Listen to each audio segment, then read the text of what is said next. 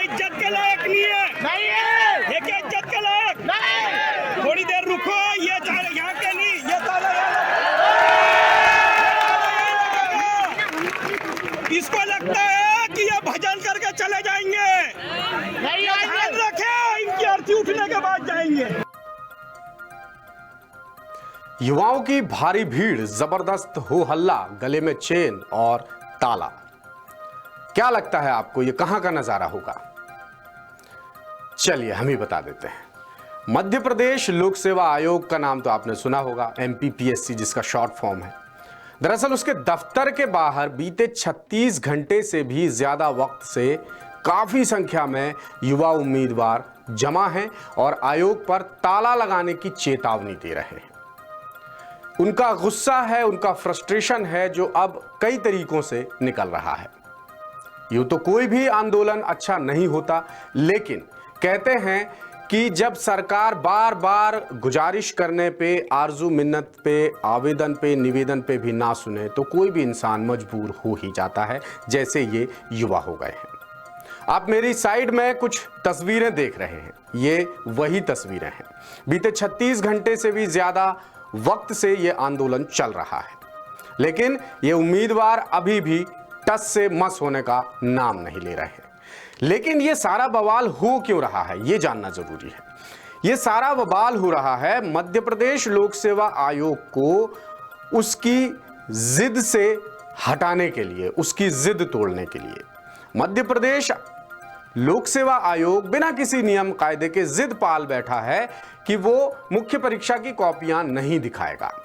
इसके अलावा भी कई मांगे हैं युवाओं की, लेकिन मुख्य मांग यही है कि मुख्य परीक्षा की कॉपियां दिखाई जाएं। ये उम्मीदवार कई बार सरकार से गुजारिश कर चुके हैं, आयोग में बात कर चुके हैं, लेकिन कोई हल नहीं निकला। लिहाजा 18 दिसंबर बुधवार से इन युवाओं ने MPPSC दफ्तर के बाहर डेरा जमा लिया है और बीती देर रात कड़ाके की सर्दी में भी ये युवा जमे रहे दफ्तर के बाहर। उनका कहना है कि जब तक आयोग उन्हें लिखित आश्वासन नहीं देगा कि आयोग उनकी मांगें मान रहा है, वो टस से मस नहीं होंगे। इस फहरिस्त में, उनकी इस लड़ाई में साथ मिल रहा है मध्य प्रदेश के कोचिंग संचालक और बेरोजगार युवा सेना के अध्यक्ष गोपाल प्रजापत का। अभी जो आपने विजुअल देखे, गले में ताला लटकाए हुए हैं चेन की मदद से, वो हैं गोपाल प्रजापत।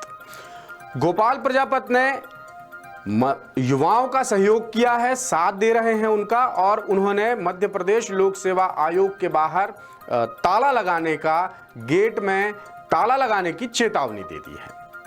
वो कह रहे हैं कि जब आयोग युवाओं के लिए कोई काम ठीक से नहीं कर सकता तो ताला लगना ही चाहिए दफ्तर में। इतना ही नहीं, युवाओं ने अब आयोग के बाहर हनुमान चालीसा का पाठ भी शुरू कर दिया है।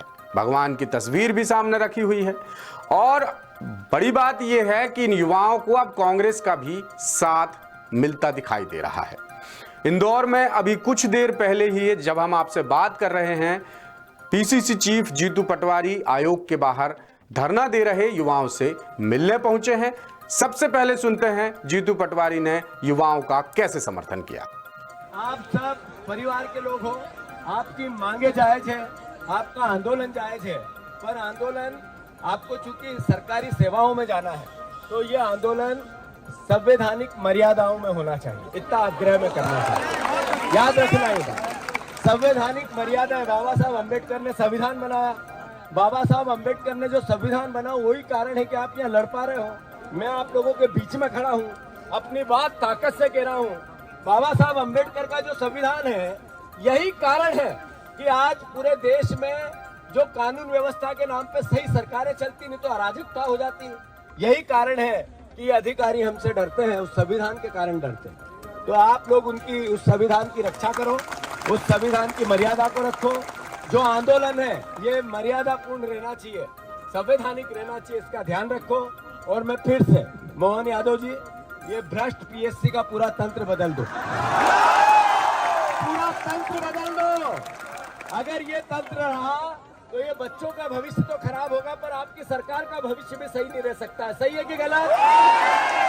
अगर ये तंत्र रहा जो PSC का आज है, तो मोहन यादव अगली बार फिर मुख्यमंत्री नहीं बन पाएंगे अगर इतनी अराजकता रही तो।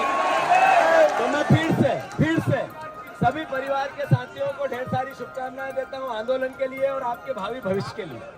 आज नहीं तो कल सरकार को सद्बुद्धि और अक्कल आएगी, चिंता मत करना।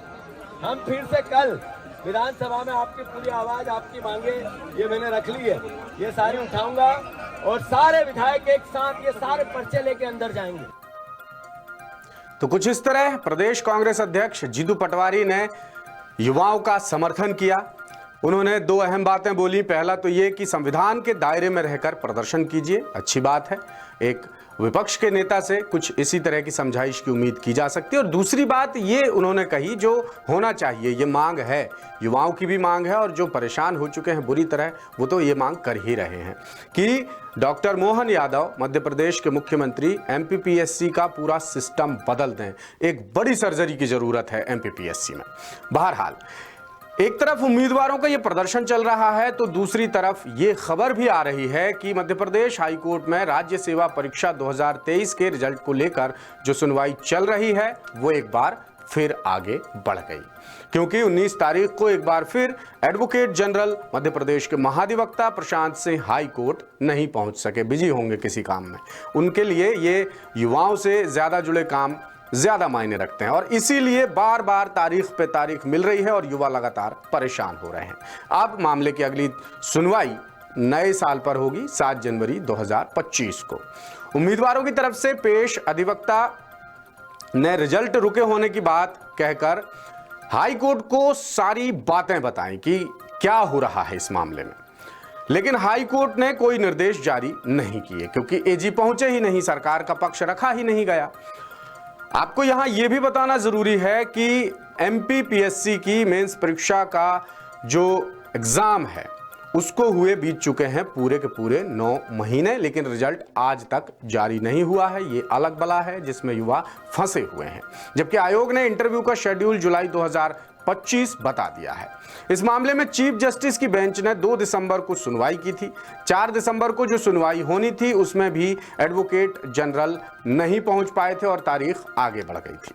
उसके बाद फिर 11 दिसंबर को जो डेट थी उसमें भी सुनवाई नहीं हुई और अब 19 दिसंबर को भी सुनवाई नहीं हो सकी, कोई आदेश निर्देश फैसला नहीं आ सका।